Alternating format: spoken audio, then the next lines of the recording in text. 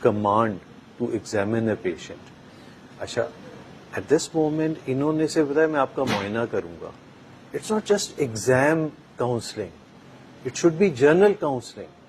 میں کیا کہوں گا ان کو کہ ہماری آج ایک کلاس ہو رہی ہے جس میں ہم آپ کا معائنہ سیکھنے کی نیت سے, it should be real time.